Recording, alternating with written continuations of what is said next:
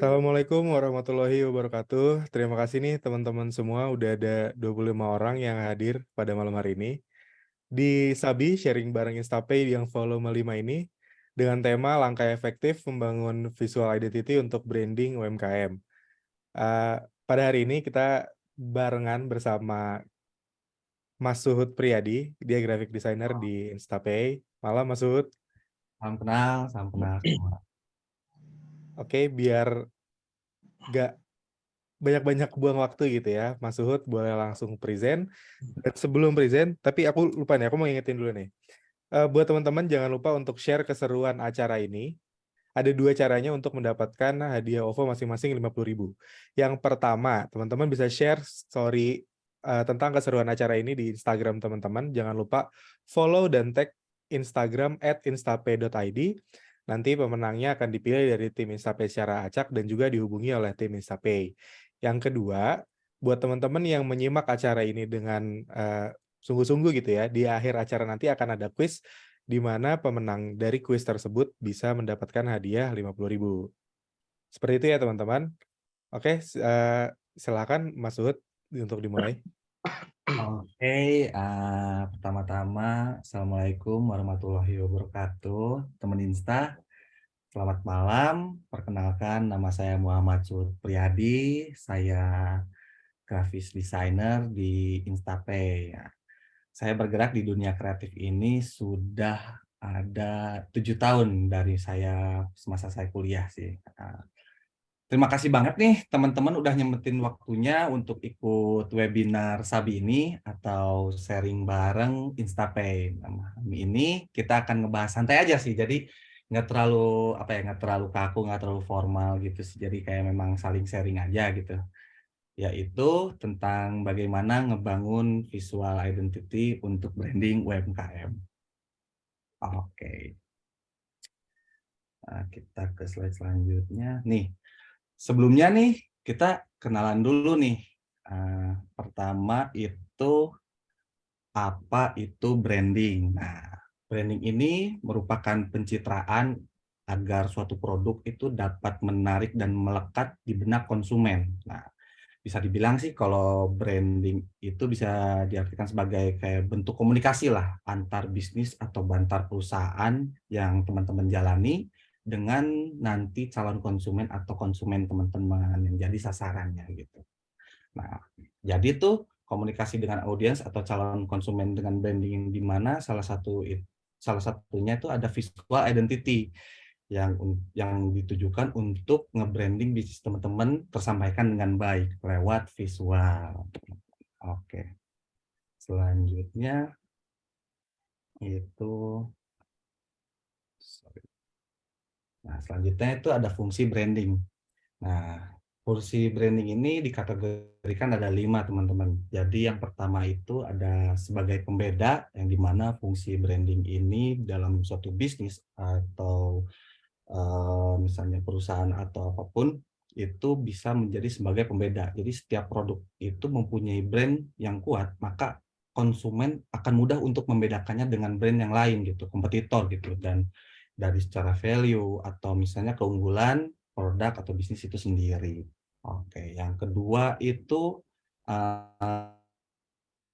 ada untuk promosi dan daya tarik, di mana jika salah satu produk memiliki brand yang kuat dan terkenal, maka hal tersebut akan jadi daya tarik untuk konsumen. Jadi sehingga produk yang akan dijual ini lebih mudah juga untuk dipromosikan kepada masyarakat luas, dan dengan ini juga peluang untuk bisa menjadi daya tarik yang eh, bisa menjadi daya tarik tersendiri, terus bisa juga menjadi media promosi untuk di berbagai media online, digital, ataupun offline gitu.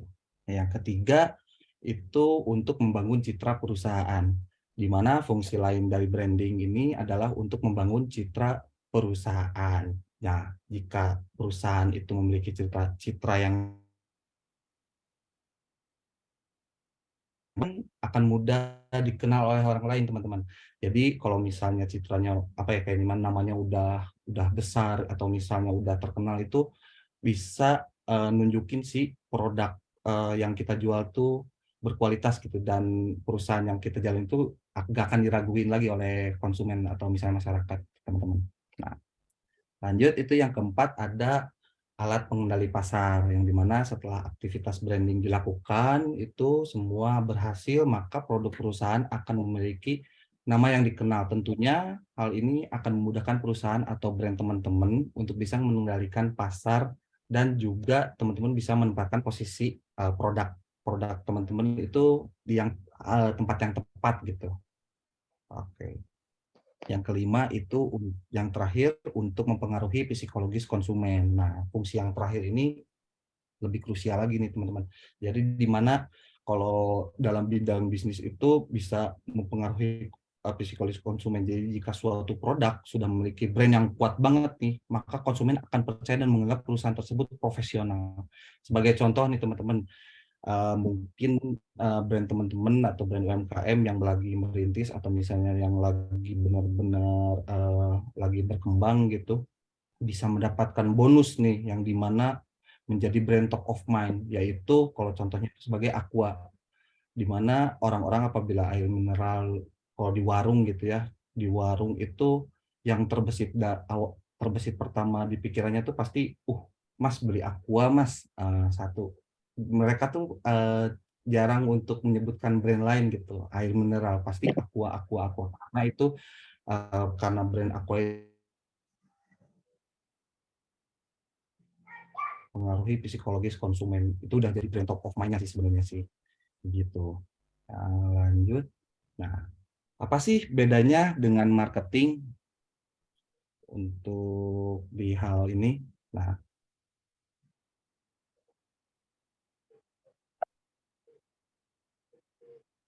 untuk branding dan marketing itu jelas beda teman-teman. Nah, di mana branding itu kita lebih kepada aktivitas untuk mengenalkan brandnya atau suatu produk bisnis yang teman-teman itu jalani atau jual gitu. Jadi kita di mana kita ngenalin namanya, terus produknya apa, eh, kayak gimana bentuknya, terus si logonya kayak gimana, tagline-nya kayak gimana, terus promosinya seperti apa, bukan sorry, misalnya si treatment-nya seperti apa, itu dari brandingnya teman-teman. Kalau misalnya untuk marketing itu berfokus untuk cara melakukan nge-boost penjualan gitu, produk yang udah di branding ini. Jadi tujuan utama marketing itu untuk meningkatkan nilai penjualan. Jadi kayak misalnya brandingnya udah jadi nih, produknya udah jadi, itu sama teman-teman pasti dipromosikan gitu lewat caranya dengan marketing gitu, yang dimana ada misalnya diskon atau misalnya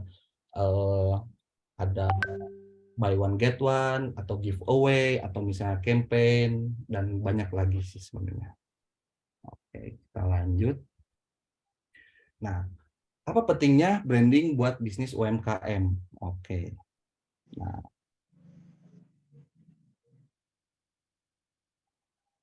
kok pentingnya tuh di sini ada 6 nih teman-teman, ada 6 poin, yang dimana yang pertama itu bisa meningkatkan kesadaran konsumen. Nah, branding dapat meningkatkan kesadaran konsumen terhadap produk atau jasa yang ditawarkan. Apalagi di era digital ini, branding juga bisa dilakukan melalui berbagai media online, kayak misalnya website, atau media sosial, atau misalnya di TV pun bisa, atau misalnya bisa di offline juga, baliho, atau banyaklah medianya apapun. Dan pentingnya branding UMKM ini itu bisa juga berperan kepercayaan konsumen. Dengan memiliki branding yang kuat dan konsisten, konsumen akan merasa lebih yakin untuk menggunakan produk atau jasa yang ditawarkan oleh bisnis teman-teman gitu. Nah, itu yang kedua tuh, membangun kepercayaan konsumen. Untuk yang ketiga itu meningkatkan loyalitas konsumen. Nah, selain itu branding juga dapat meningkatkan loyalitas konsumen terhadap bisnis teman-teman. Misalnya branding yang konsisten, kuat dan mudah dikenali. Dikenali itu bisa cenderung membuat konsumen memilih produk jasa yang dari bisnisnya sendiri karena sudah terbiasa deh gitu, dan dengan citra perusahaan dan reputasi yang teman-teman jalani yang udah dibangun gitu dari brandingan. yang dimana faktanya konsumen tuh cenderung memilih produk atau layanan dari brand yang sudah mereka kenal sejak lama. Oleh sebab itu branding branding tuh akan membantu membangun hubungan jangka panjang dengan konsumen dan meningkatkan kemampuan bisnis untuk mempertahankan pelanggan gitu. Yang dimana kalau salah satu contoh yang tadi di-mention itu misalnya ada Aqua gitu, karena memang kita udah sering pakai itu, jadi memang benar-benar sudah loyal gitulah ke brand tersebut. Oke, yang sorry. Yang keempat itu ada memperkuat citra bisnis teman-teman. Nah, di mana memperkuat citra bisnis juga bisa memberikan kesan yang lebih profesional gitu dan menarik bagi calon pelanggan. Nah, citra bisnis yang akan membuat bisnis teman-teman terlihat lebih profesional dan terpercaya di mata pelanggan juga, dan pelanggan juga akan cenderung memilih bisnis teman-teman daripada pesaing yang tidak memiliki citra yang lebih kuat gitu. Jadi memang apabila misalnya branding-nya udah kuat gitu, terus, teman-teman punya pesaing gitu, punya kompetitor gitu, tapi karena branding teman-teman sudah kuat sekali gitu, jadi, yang dipilih tuh, produk yang teman-teman jual gitu. Apabila, misalnya, maksudnya sorry, dari si branding UMKM itu. Yang kelima, itu bisa meningkatkan nilai jual, merek dari produk atau jasa. Branding yang kuat dan konsisten juga dapat, ningkatin si nilai jual produk atau jasa yang ditawarkan. Konsumen tuh pasti jelas lebih memilih produk atau jasa dari merek, yang mereka kenal. Bahkan jika harganya bisa lebih mahal dibanding merek lain atau yang kurang dikenal, nah itu bisa karena dengan membangun citra merek yang positif dan kuat, UMKM pun dapat meningkatkan persepsi, nilai merek di mata konsumen gitu, teman-teman. Selanjutnya, nomor 6 itu yang terakhir memudahkan dalam memasarkan produk. Ini output akhirnya teman-teman. Jadi, alasan penting branding UMKM yang terakhir ini bisa memberi kemudahan untuk, memasarkan produk atau jasa yang teman-teman misalnya yang teman-teman jual gitu. Brand yang dikenal atau konsumen sudah jelas bisa menarik lebih banyak perhatian dan minat dari pasar yang lebih luas. Selain itu juga branding pun berguna untuk melakukan promosi produk secara konsisten. Misalnya nih, merek brand bisnis teman-teman dikenal dengan produk yang ramah lingkungan gitu, dan bisa membuat, bisa di mana teman-teman membuat iklan di media sosial atau misalnya di media lain dengan tema yang sama gitu, tema tentang lingkungan, ramah lingkungan, misalnya seperti bisa di majalah atau website, dan sebagainya sih. Nah, dengan gitu teman-teman juga bisa memperoleh hasil yang lebih maksimal sembari juga memanfaatkan biaya yang lebih efisien, itu. Lanjut. Apa sih yang perlu disiapkan untuk membangun brand? Nah, yang perlu disiapkan untuk membangun brand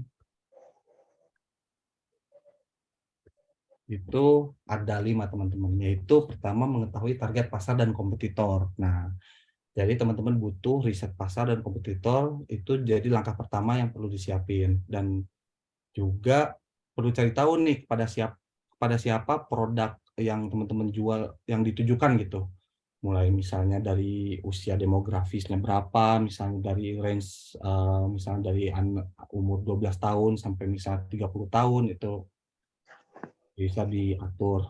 Gimana dengan, brand atau misalnya produk yang teman-teman jual. Terus dari misalnya dari jenis kelaminnya, atau misalnya dari gendernya, atau misalnya dari rata-rata penghasilannya, dia bekerja sebagai apa gitu, teman-teman. Oke. Yang kedua, itu menentukan ciri khas brand. Nah, langkah ini tuh sangat penting juga sih yang dilakukan, ciri khas. Ciri khas itu atau karakteristik brand yang akan menentukan elemen elemen penting selanjutnya. Nah, ada elemen-elemennya itu ada nilai yang apa yang ditonjolkan dari produk dan brand teman-teman, terus apa yang membuat orang lirik produk itu, terus mengapa harus memilih itu, terus bagaimana wajahnya dan bagaimana value-nya gitu. Nah, selanjutnya, nomor 3 itu mempersiapkan nama dan slogan. Ya, itu udah pasti sih ya, karena memang kalau misalnya, kita pun pasti dikasih nama gitu, pasti produk apa yang kita buat atau brand yang kita buat pun pasti dikasih nama. Nama dan slogan ini merupakan aspek yang kemungkinan bergantung dari jenis usaha dan karakteristik brand apa yang ingin dibangun gitu. Jadi misalnya disesuaikan gitu. Kalau misalnya saya ingin bikin produk sepatu, mungkin misalnya sebagai contoh sepatu Suhud atau misalnya air mineral Suhud gitu. Misalnya itu contohnya sih ya teman-teman. Nah, elemen-elemen yang pentingnya tuh ada nama brand dan slogan itu yang harus mudah diingat dan diucapkan. Jadi nggak yang ribet, yang nggak fleksibel gitu, yang benar-benar susah untuk diucapkan. Terus yang mempunyai makna juga terutama, dan misalnya punya value atau nilai juga yang unik gitu. Oke, yang keempat itu mempersiapkan look brand yang sesuai. Nah, ini yang akan kita bahas lebih dalam nih teman-teman.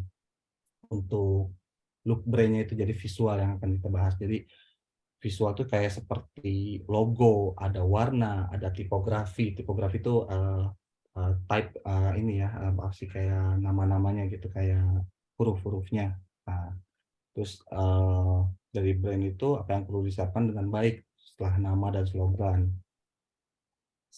Udah mainin look, udah itu yang terakhir kita akan mempersiapkan pemasaran yang matang teman-teman.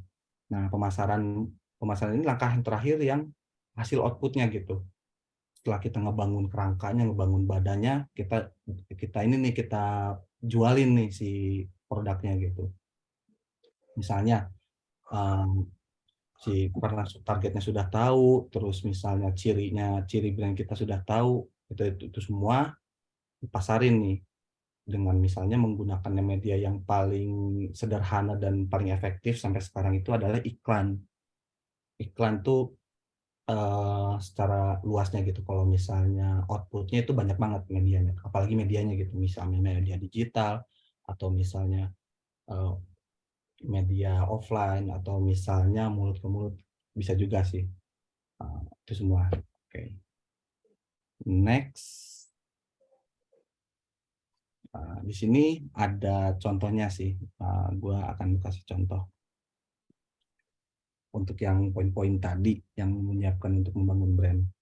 Nah, yang pertama tuh mengetahui target pasar dan kompetitor. Nah, ini gua contoh sebagai dimana gua ingin bikin produk clothing merch yang unik nih. Dimana target yang akan gua tuju itu ada anak muda dan dewasa yang suka hal konyol dan unik. Sorry. Yang ketiga tuh gua ambil contoh kompetitornya ada Kamengski dan Susah Waras teman-teman. Kalau misalnya teman-teman tahu sebelumnya, memang mereka jual merch dan baju yang dimana bisa ngepleset-plesetin si brand yang udah ada gitu, logo-logo yang udah ada gitu, misalnya dari Arctic Monkey jadi RCTI, oke gitu. Itu bisa teman-teman cek juga sih sebenarnya. Oke. Terus selanjutnya menentukan ciri khas brand. Nah, menentukan ciri khas brand ini karena kompetitor itu lebih membuat ilustrasi yang memplesetkan atau memparodikan brand yang sudah ada, saya tuh ingin membawa karya ilustrasi yang lebih original gitu, buatan sendiri gitu, maksudnya ideation sendiri gitu. Dan tapi ingin mendapatkan kesan yang unik, konyol, dan juga mempunyai makna satir atau sindiran tambahannya gitu. Nah, dapat tuh positioningnya, gue akan menempatkan di ilustrasi original karena jadi pembeda gitu, pembeda yang dari kompetitor tadi. Sudah itu, next, mempersiapkan nama dan slogan. Nah, gue ingin membuat nama yang tidak biasa gitu, tapi mudah juga diingat dan juga original. Contohnya aja Seni Kanji. Disclaimer, ini Seni Kanji itu sebenarnya brand yang sudah ada, cuman ini saya riset untuk sebagai contoh gitu. Bisa dicek aja di Instagramnya Seni Kanji. Nah, sudah itu slogannya itu authentic satire dan satire quotes and raw illustration. Gua ingin slogannya tuh menekankan ke si quote satirnya dan si raw illustration-nya. Oke, lanjut. Ini untuk mempersiapkan si look brand yang sesuainya seperti ini. Jadi gua bikin logonya itu kayak kayak memang kayak stempel-stempel gitu, kayak klasik-klasik Chinese gitu, terus sama ada kanji-kanjinya. Terus di situ juga ada logo yang kedua untuk diperuntukkan untuk si apa ya, untuk si page yang katalog gitu. Nah, itu ada outputnya jadi untuk di sosial media. Lanjut, ini untuk persiapan pemasaran yang matang. Nah, di sini tuh gua ibaratkan membikin kayak si Seni Kanji ini bikin si kontennya nih, konten yang gua buat nih. Si ilustrasi-ilustrasinya nih ada Eat Sleep Cook Repeat, Eat Sleep Write Repeat, terus PPKM, pelan-pelan kita mati gitu, kayak satir-satir gitu kan. Nah, itu dijadikan nanti katalog produk merch gitu di outputnya. Itu bisa dijadikan si merchandise, misalnya contohnya baju gitu. Ada juga uh, pemasaran gue itu untuk bisa berkolaborasi dengan brand lain gitu. Misalnya ada si joki yang itu nanti gue bikin si merch-merchnya, terus si packagingnya kayak gimana gitu. Untuk jadi biar ngekspansi lah, ekspansi bisnis si Seni Kanji ini. Terus gue juga membuat si marketplace-nya di Shopee, gue umumin di sosial media, terus juga gue bikin media promosinya lagi, giveaway, seperti itu sih teman-teman contohnya. Lanjut.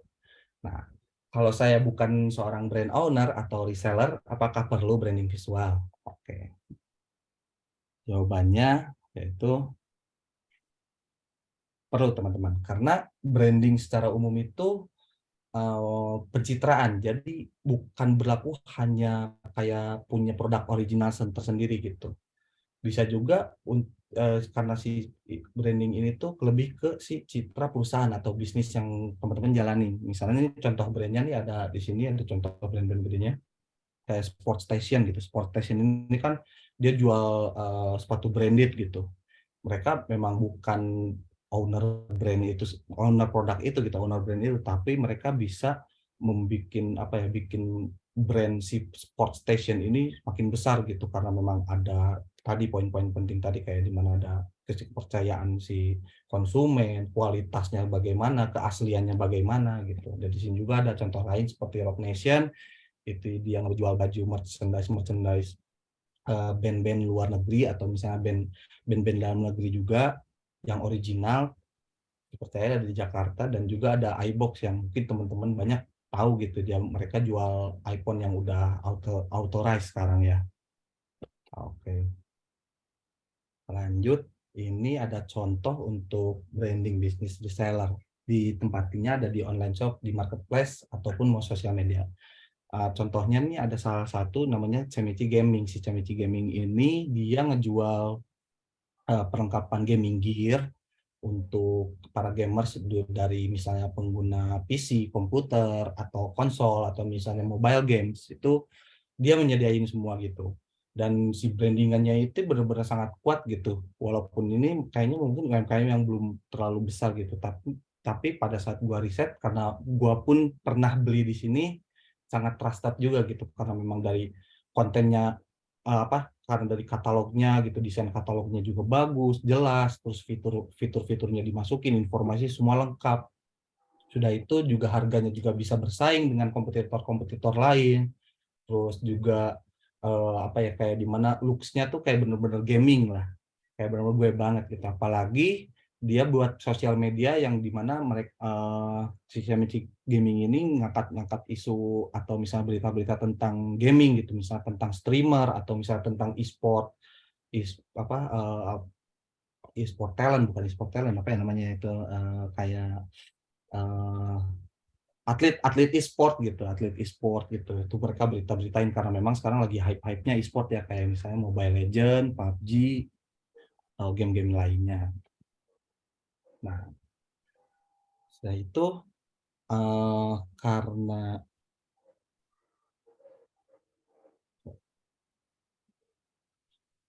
karena tadi mention si ada marketplace ya teman-teman ya. Nah, di sini tuh gue ingin ngasih tahu nih, ada alternatif kayak di mana kalian tuh bisa berjualan di luar marketplace nih untuk bisnis kamu di Instapay Katalog. Instapay Katalog ini fiturnya bisa ada produk inventory, terus ada shopping cart juga. ada automatic delivery price.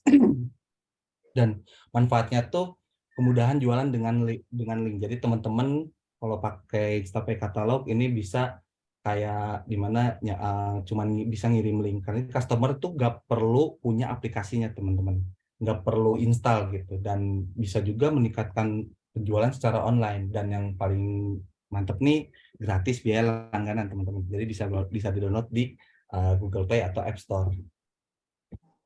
Oke, lanjut masuk kita ke visual identity brand-nya.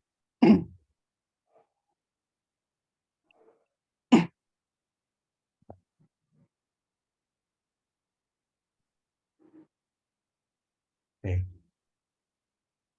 Nah, dalam proses branding itu apa yang dilihat audiens akan membentuk persepsi dari brand tersebut. Jadi istilah katanya mah kalau dari mata jatuh ke hati. Jadi kalau misalnya kita lihat dulu terus baru ngerasain tuh kayak gimana sih misalnya produknya kayak gimana, terus si brandnya itu seperti apa gitu. Nah, udah itu tujuan membuat visual identity itu apa aja sih? Nah, ini ada 3 poin teman-teman. Nah, yang poin pertama itu menciptakan kesan emosional pada audiens yang tadi juga disebutkan gitu. Kayak dimana kalau misalnya gue pakai brand ini tuh kayak dimana gue lebih suka gitu, terus kayak nyaman aja gitu. Karena udah gue pakai terus berulang-ulang kali, atau misalnya gue beli berulang-ulang kali gitu.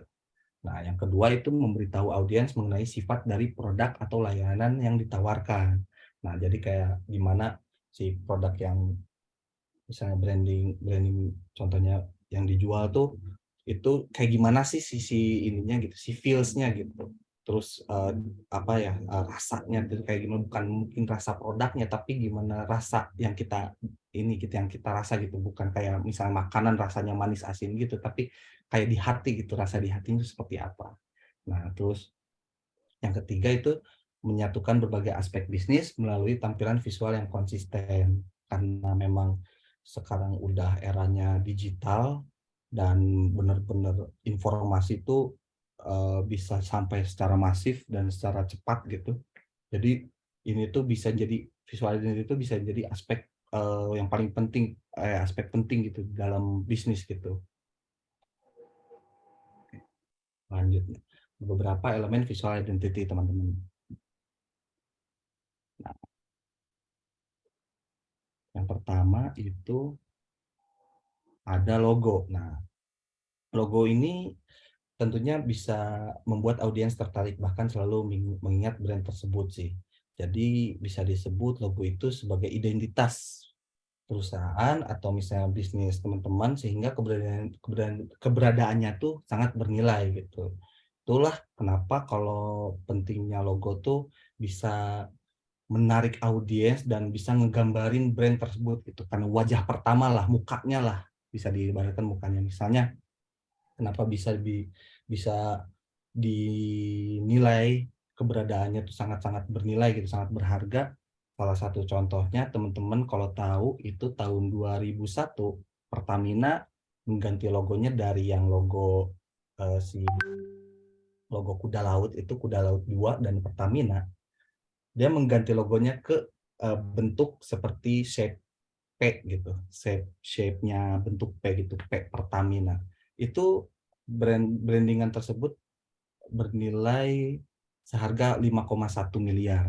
Brandingannya ke agensi gitu. Jadi dihargainya 5,1 miliar teman-teman. Itu benar-benar seberharga itulah, simpelnya gitu.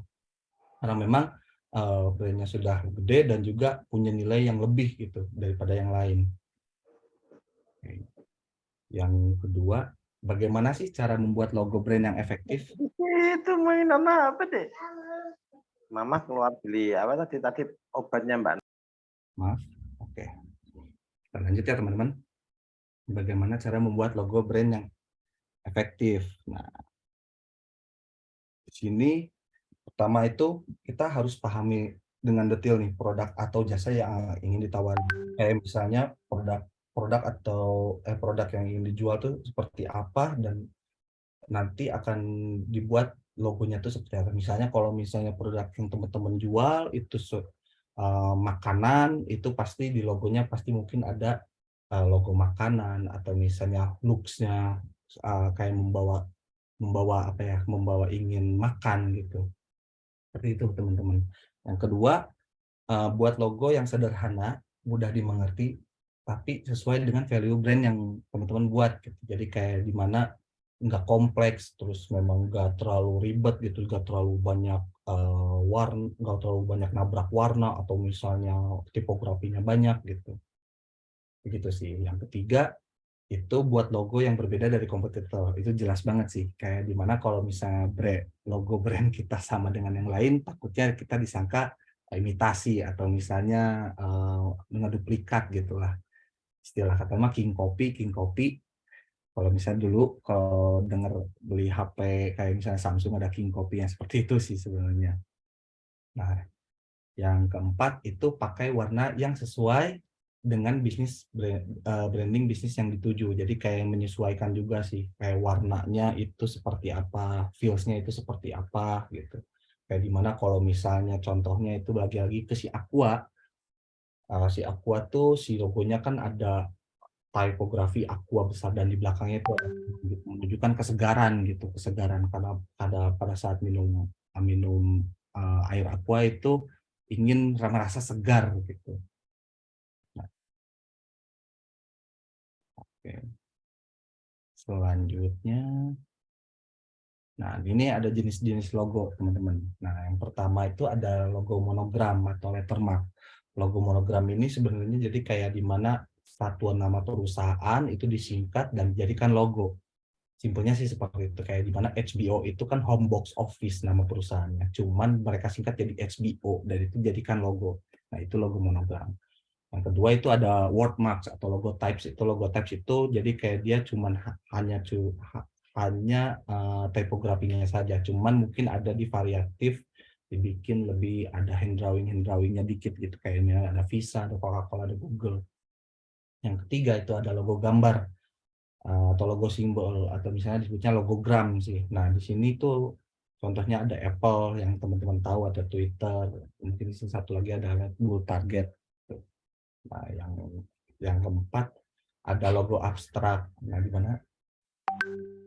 di mana ini si logo abstrak ini ada si Pepsi gitu, terus si Adidas gitu yang bentuknya tuh abstrak dan memang mempunyai makna-makna tersendiri gitu. Yang apa ya, memang agak sulit diartikan tapi memang mereka ternyata brandingan yang kuat dan bisa jadiin logo gitu abstrak. Yang keempat yang kelima sorry, itu ada logo maskot yang dimana logo maskot ini menggambarkan pendiri dari owner brand tersendiri atau misalnya suatu ikonik dari brand itu sendiri gitu. Misalnya ada si KFC itu logonya si Colonel Sanders dijadikan si maskot dari Colonel Sanders dijadikan maskotnya dan dijadikan logonya gitu.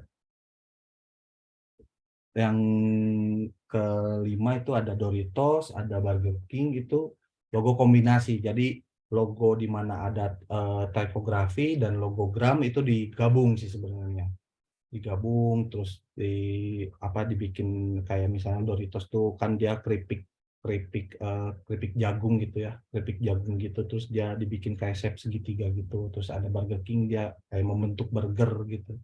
Ada Lacoste juga ada. Yang terakhir ini logo lambang atau emblem gitu. Ini logo yang paling tertua sih sebenarnya, benar-benar paling paling gimana ya, paling paling tua gitu. Di mana dia membentuk kayak suatu lambang. Kalau salah satu contohnya itu ada logo Bhinneka Tunggal Bhinneka Tunggal Ika itu ada Garuda Indonesia gitu. Selanjutnya ini ada study case yang dimana nanti akan jadi contoh itu untuk si logo itu ada Kopiko branding si konsep new design, di mana si Kopiko ini nanti akan di branding ulang atau misalnya konsep baru gitu. Nanti akan logonya seperti apa. Lanjut dari sini juga ada logo Kopiko yang misalnya dari tahun ke tahun gitu ada banyak perubahan. Nah, ini logo konsepnya. Jadi, pertama itu kita bisa bikin dilihat dari si sketsanya gitu. Ingin memasukkan elemen si kopi karena ini brand kopi dan ada sebuah cangkir, karena ini outputnya seperti Kopiko, karena Kopiko itu terkenal sebagai brand permen, ini akan kayak, dan sekarang juga sudah baru ada minuman ready to eat. Ini dibuat seperti kayak bikin kafe gitu, kayak Starbucks, kayak misalnya kopi kenangan atau kopi-kopi lain gitu. Nah ini di si logonya tuh dibikin seperti kayak ada si biji kopi yang dia mengeluarkan kayak cairan kopinya gitu ke secangkir gitu. Nah yang hasil akhirnya pada saat sudah sketsa dibikin, akhir-akhirnya dibikin seperti logo emblem yang klasik, karena memang si konsepnya tuh ingin mengangkat kayak lebih santai, ramah dan klasik gitu, Kopiko. Nah, ini yang ketiga, ini ada logo responsifnya. Jadi kalau misalnya teman-teman membuat logo, itu sebisa mungkin ada logo responsif, yang dimana logo responsif ini akan ngebantu membuat misalnya teman-teman nanti bikin stationery atau misalnya bikin menempelkan logo-logo teman-teman di media-media lain gitu, akan lebih mudah. Misalnya apabila nanti medianya agak terlalu nabrak warnanya gitu, nah, nanti bisa disesuaikan nih logonya nih, karena banyak ada beberapa variatif logo yang dibuat gitu. Selanjutnya itu ada tipografi. Nah, sorry. Nah, tipografi ini atau gaya teks dari ini mampu memberikan ke brand efek yang berbeda, dan kepada audiens juga misalnya bisa misalnya tuh mudah dibaca, unik, dan modern. Pemilihan tipografi tentunya bisa disesuaikan oleh banyak hal, misalnya persona, tujuan, hingga industri dari brand itu sendiri. Oke, selanjutnya itu di sini gimana sih cara bikin tipografi yang baik pada desain grafis, terutama nanti pada logo atau misalnya packaging. Itu fontnya harus sesuai dengan pesan atau dan audiens yang dituju gitu. Misalnya di sini ada contoh-contohnya gitu. Ada misalnya ada yang ramah, ada yang mewah, serius, atau yang konyol. Nah, yang kedua itu ada pengaturan kerning. Pengaturan kerning itu spasi, jarak antar si font gitu. Jadi nanti bisa diatur gitu biar keterbacaannya tuh biar keterbacaannya tuh pas gitu. Nah, yang selanjutnya itu jangan hindari menggunakan font yang banyak gitu teman-teman. Jadi mungkin sebisa mungkin paling maksimal dua tipografi lah pada ini pada brand kalian gitu. Oke, selanjutnya ini tipografi contohnya yang tadi dari Kopiko memakai Jomhuria yang dimana ini tipografi satu yang menjadi headline untuk mendapatkan kesan klasik dan ramah. Yang kedua itu ada diperuntukkan untuk subheadline dan body copy pakai Popin stroke regular, yang dimana ini untuk kebutuhan keterbacaan sih, sama kayak dimana itu untuk jadi subheadline dan body copy gitu. Ketiga itu ada warna. Nah,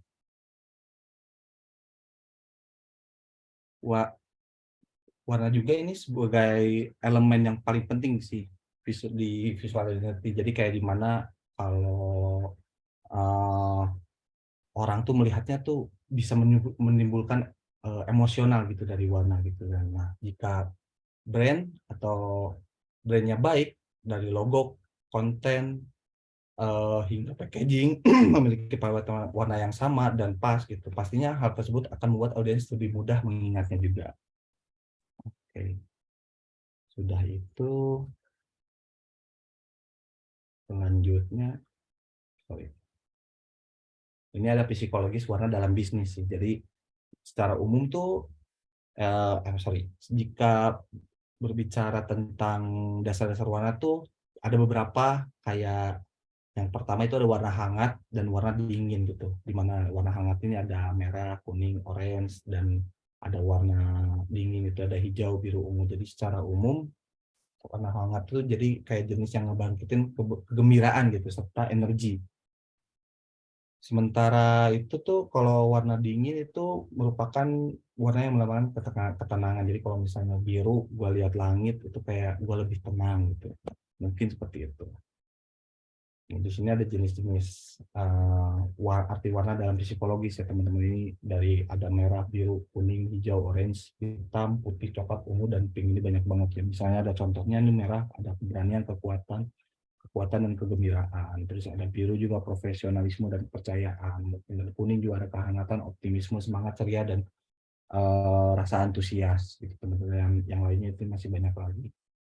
Bisa dilihat.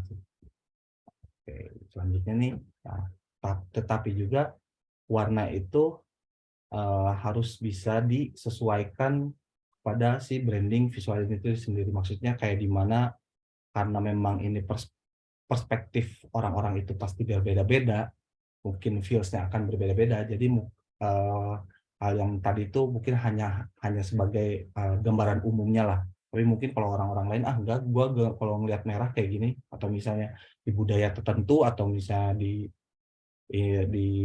apa lingkungan tertentu warna merah tuh mengartikan apa warna-warna yang berbeda. Nah, tapi ada 3 poin yang penting nih teman-teman untuk bisa kalau misalnya untuk mau implementasi di si suatu produk atau brand. Misalnya warna itu harus sesuai dengan value dan budaya brand itu sendiri. Yang kedua itu komposisi warna yang pas, karena kalau komposisi warna yang pas hasil output-nya akan bagus gitu.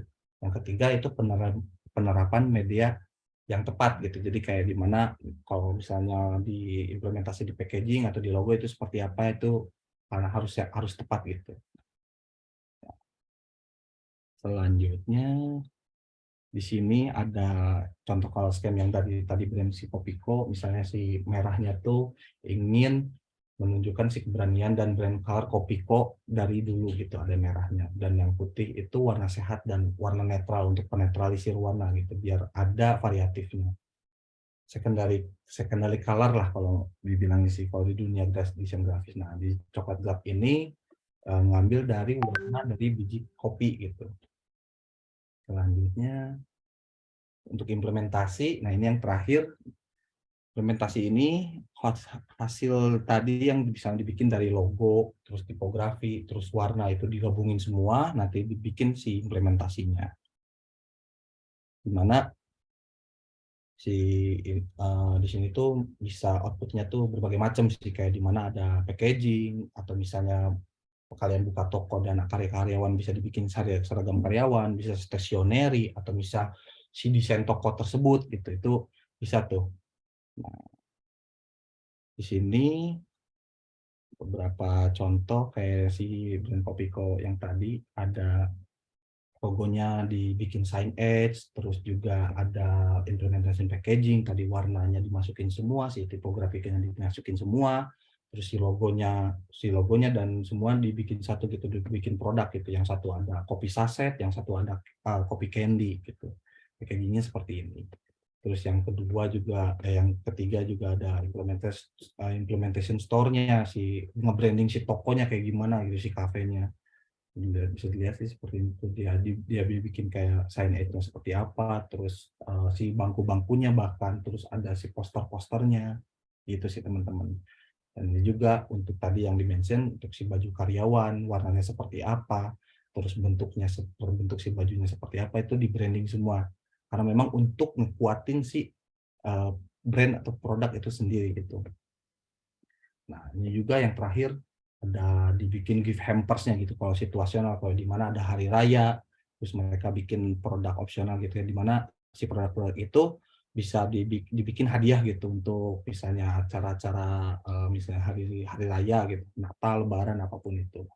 Nah, terakhir intinya branding itu adalah kunci teman-teman. Nah, di mana jika branding untuk bisnis UMKM itu penting, apalagi zaman sekarang di mana informasi serba digital dan masif, ini menjadi kunci yang bisa mensukseskan usaha bisnis teman-teman. Di mana media promosi bisa di mana aja, kapan aja, oleh siapapun bisa membuatnya. Tapi maaf nih sebelumnya, mungkin penjelasan yang saya jelaskan sebelumnya juga masih kurang detail, tapi insya Allah akan membantu teman-teman menjadi tuntunan untuk membuat visual branding identity yang bisa dibikin sendiri maupun dibantu oleh agensi ataupun orang ahli dalam bidang branding. Gitu sih teman-teman. Mungkin sampai di situ aja. Terima kasih, boleh dilanjut Fahri. Oke, thank you banget nih Masud. Mungkin karena waktunya singkat juga ya teman Insta semuanya. Jadi sebenarnya materinya tuh pack banget, cuman karena waktunya singkat, nanti teman-teman boleh DM aja ke akunnya @instapay.id untuk minta deck-nya gitu ya. Kalau teman-teman pengen review ulang atau boleh juga nonton di YouTube-nya Instapay Indonesia gitu. Oke, ini sebelum kita lanjut ke kuis, ini kita Q&A dulu kali ya, Mas Ud ya. Boleh. Oke, Kak Arsila, aku mohon maaf sebelumnya karena waktunya mepet, mungkin nanti boleh di chat aja ya pertanyaannya. Aku bacain dari yang paling atas dulu, mungkin sekitar 2 atau 3 pertanyaan kayaknya, Mas Ud. Aman? Aman. Aman, oke ya. Aku cek lagi. Ini ada yang pertama dari Kak Talita. Untuk small business F&B yang baru mulai, gimana sih cara memutuskan pembeda dalam elemen branding ini? Gitu. Elemennya apa sih yang harus diperhatiin nih kira-kira buat Oh. bisnis F&B, Maksud? F&B ya, jadi untuk makanan ya, elemen-elemen penting. Sorry, gimana tadi? Ya, elemen branding buat bisnis F&B, apakah let's say mungkin McD dengan warnanya gitu. Kayak gitu sih Oh, mungkin. elemen branding dalam F&B mungkin selain memang kita harus ngejual makanannya ya, yang gimana kita harus ngeyakinin eh, bagaimana itu makanan itu menggugah selera konsumen gitu. Cara kemasnya gimana gitu. Yang pertama mungkin kita harus bikin si katalog fotonya karena memang misalnya contohnya kita akan ngejual di GoFood atau misalnya itu di di GrabFood atau Shopee Food gitu. Kita harus bikin si foto makanannya, tampilan looks-nya tuh biar akan menggugah gitu, menggugah selera untuk dibeli gitu. Dan juga kalau untuk si brandingannya tuh sebisa mungkin mungkin dari logo atau warna yang dipakai itu bisa lebih ke warna-warna yang hangat gitu, warna-warna yang lebih apa ya, kayak tadi warna merah atau warna kuning, kayak misalnya contohnya si McD gitu ya. Mungkin seperti itu sih. Tapi eh, tadi tuh gimana ya bilangnya, mungkin agak kurang, masih apa ya, jawabannya masih kurang ini sih, agak lebih dalam soalnya sih. Boleh bisa lebih spesifik gak ya ke arah mananya gitu? Apakah si elemen pentingnya tuh apakah si logonya atau misalnya apanya gitu? Karena memang banyak banget sih elemen-elemen yang kalau misalnya bukan hanya F&B sih sebenarnya. Mungkin hampir ke keseluruhannya kali ya, Maksud. Mungkin dari logonya berpengaruh, packagingnya berpengaruh, gitu Iya, kali ya.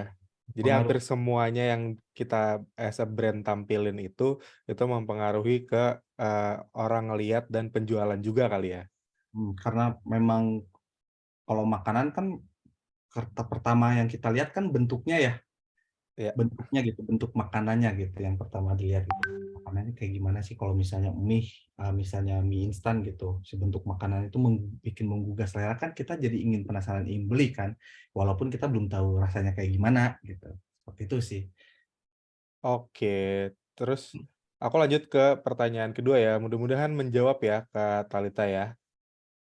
Oke, pertanyaan kedua, wah nih banyak nih. Aku pilih aja kali ya. Oke. Nah, ini dari Mas Rido.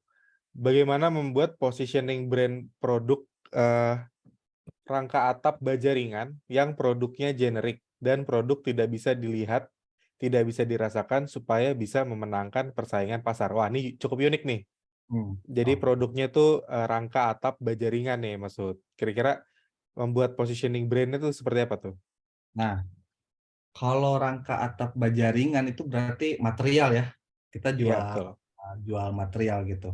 Pasti tidak akan bisa dirasa, tapi bukan dirasa sebagai kayak makanan gitu dirasa, tapi dirasa kayak eh, gimana ngeyakinin si produk ini tuh kokoh gitu. Kokoh, terus bisa tahan lama, kuat, dan juga keunggulannya apa dengan kompetitor lain gitu. Misalnya nih, atap baja ringan ini memiliki lebih murah, tapi kualitas lebih terjamin gitu, tahan lama. Misalnya ngasih garansi gitu, atau misalnya ngasih eh, ngasih gimana ngasih keyakinan ke si konsumen gitu. Ini bahwa ini tuh produk bagus gitu dengan visual di mana kayak misalnya kita bikin si media promosinya gitu. Misalnya kalau kalian tahu ada suatu brand paralon atau apa ya namanya buat saluran air tuh, tahu nggak?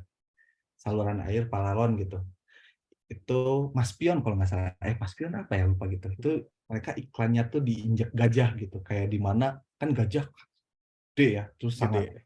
sangat ini gitu, sangat kuat gitu, terlihat kuat gitu, dan pas diinjak itu si paralon itu kayak saluran air itu tuh si plastik saluran air itu tuh kuat gitu. Nah, itu bisa ngegambarin itu sih, ngeyakininnya gitu pada saat nanti sudah dibeli dan ternyata si produknya benar-benar kuat, ya itu bisa nanti dari mulut ke mulut dan dari review orang-orang jadi bakal lebih tahu lagi gitu. Berarti dari iklan tersebut menimbulkan citra bahwa wah produk paralon aja kalau di iklannya diinjak gajah berarti paralonnya kuat gitu ya. Gitu sih. Oke. Itu dari branding tuh. Salah satu contoh branding kayak gitu juga ya. Mhm. Mhm. Alright. Oke, teman-teman, ini pertanyaannya banyak banget nih. Nambahin Kak, produk baja ringan itu ini dari orang yang sama ya, Mas Lutut ya. Secara Oke, produk oke. apabila kualitas sama, harga sama, bahan baku sama, eh, apakah bisa kita lakukan untuk memenangkan persaingan pasar gitu. Berarti ya memang harus karena produknya sama nih gitu. Kayak misalnya Sport Station jualan sepatunya kan sebenarnya sama-sama juga gitu kan. Terus gimana nih biar win gitu? Nah, itu yang harus dilakukan itu kita harus nge-branding dan treatment ke si konsumennya gitu. Dimana kalau produknya sama tuh apa yang bisa ngebedain nih? Kan tadi ada poin yang dimana kita harus beda gitu.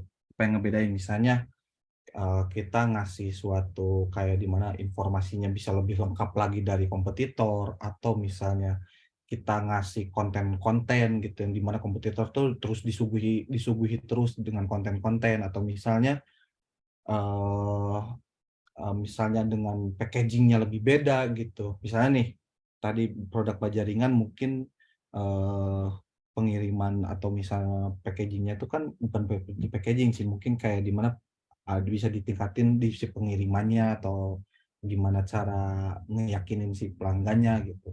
Mungkin itu sih sebenarnya sih. Oke, jadi lebih ini ya maksud ya kayak nilai-nilai Treatment-nya. tambahan gitu ya. Ya, ada nilai-nilai tambahan sih. Dari mungkin Karido sebagai sellernya produk baja ringan yang sebenarnya semua material jualannya sama gitu. Sama gitu. Baja ringan, cuman ada added value yang bikin orang lebih kayaknya gue beli di dia aja deh dibandingin beli yang lain gitu kali ya. Nah, dan apalagi kalau misalnya informasi dan brandingnya lebih lengkap gitu, misalnya baja ringan ini ada toko online-nya, ada toko offline-nya gitu, terus di branding dengan secara rapih gitu. Jadi kan orang-orang, "Ih, kok keren banget ya toko material, terus bisa ada online-nya, terus misalnya si logonya ada di sosial media di marketplace, atau misalnya di toko offline-nya tuh ini gitu kayak berseragam gitu dan bagus." Itu sih. Oke, Itu nilai berarti penting. kayak Mitra 10 mungkin kalau boleh disebutin gitu kali ya. Atau Depo Bangunan yang jualannya Ya, sebenarnya material itu juga, bangunan. cuman mereka bisa bikin secara top of mind orang, oh kayak gitu kalau pengen jualan material lebih dikenal gitu kali ya. Hmm. Alright, thank you banget nih Masud. Nah, buat teman-teman, ini aku akan share link untuk kuisnya. Masud, thank you banget. Aku take over untuk share screen-nya ya. Hmm. Teman-teman bisa langsung klik aja link di situ. Untuk teman-teman akan ada 10 pertanyaan nih, pertanyaan singkat. Iya, mohon maaf ya Kak Rido. Ada pertanyaan singkat nih, 10 aja pertanyaan singkat. Untuk teman-teman yang dapat poin paling tinggi di kuis ini akan mendapatkan hadiah 50.000 saldo e-wallet dari Instapay. Dan untuk teman-teman yang mendapatkan ranking pertama, caranya tinggal capture aja, terus langsung DM ke Instagramnya @instapay.id. Gitu ya teman-teman. Ini sekarang udah ada 9 orang nih. Aku sambil share screen ya. Sebentar.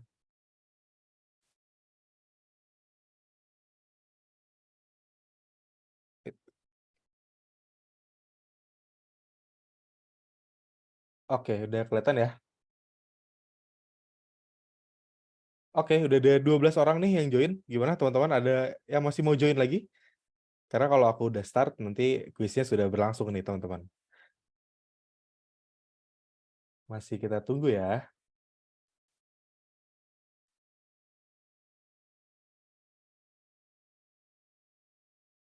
Oke, 18. Bagaimana? Kita go aja. Alright, kita start kuisnya.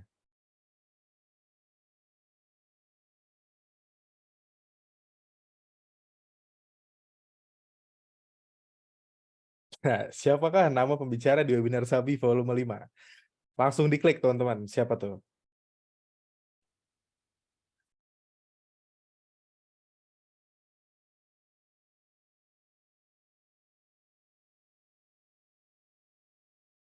Time's up. Yang benar adalah oke. Ya, betul ya, Kak Suhud Priyadi ya namanya ya. Next question. Bersiap?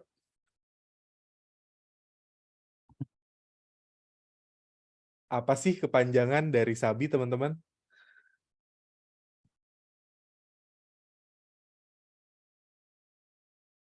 Ada di sini.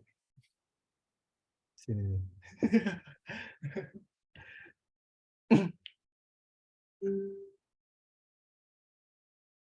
Oke. Apa sih Sabi? Sharing barang Instapay ya, teman-teman. Oke. Lanjut lagi.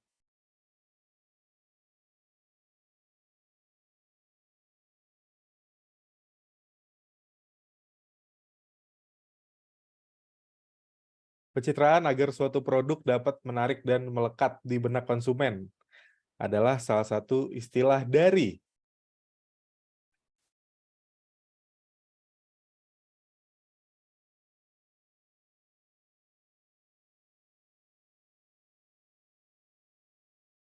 Oke, jawabannya adalah branding. Betul sekali, teman-teman. Next question.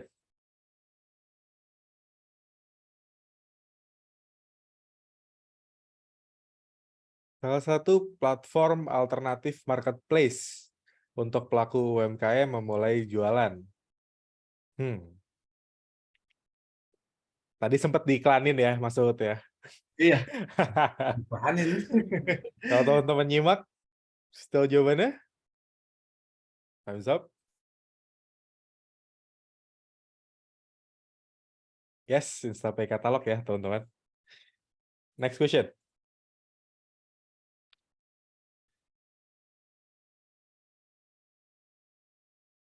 Instapay merupakan aplikasi untuk aplikasi apa ya? Instapay.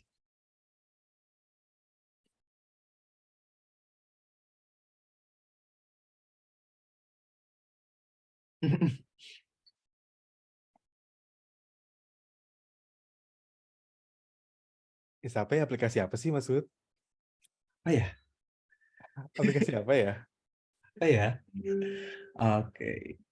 Terima. Aplikasi untuk menerima pembayaran secara online ya, teman-teman. Alright, next question.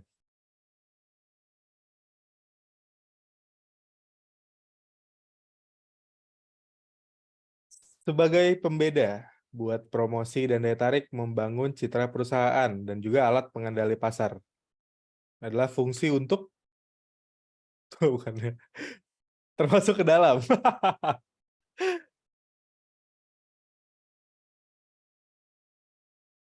Oke.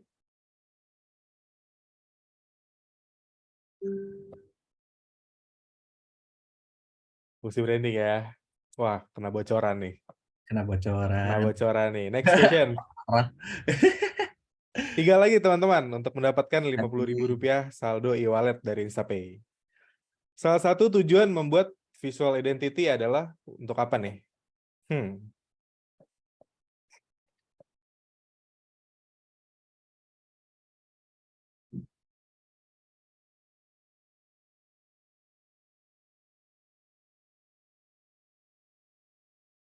Time's up. Buat apa sih? Memberitahu audiens mengenai sifat dari produk atau layanan yang ditawarkan. Benar ya, ini cukup gampang ya jawabannya ya, bukan demi masa depan yang lebih baik ya. Tagline Oke, siapa tuh? 2 lagi teman-teman. Tahap pertama yang harus dilakukan untuk membangun sebuah brand adalah apa ya?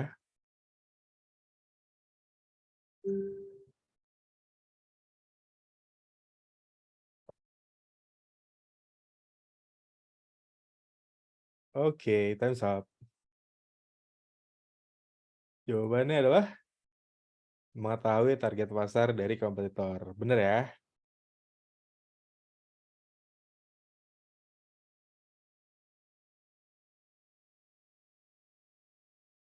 Di bawah ini ya termasuk manfaat dari branding untuk UMKM.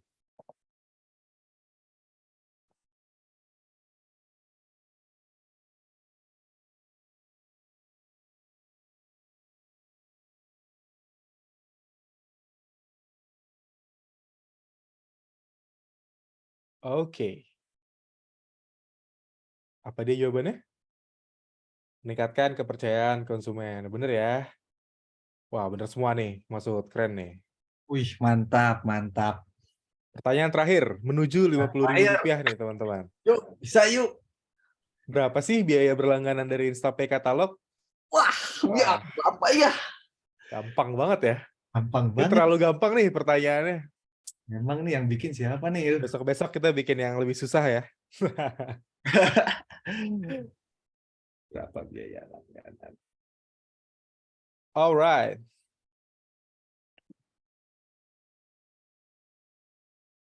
Wow. Oke. Di sini yang pertama ada Kak Talita. Tuh. Full question view.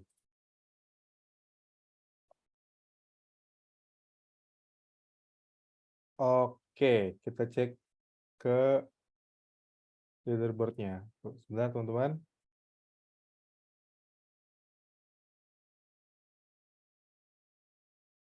Stop share.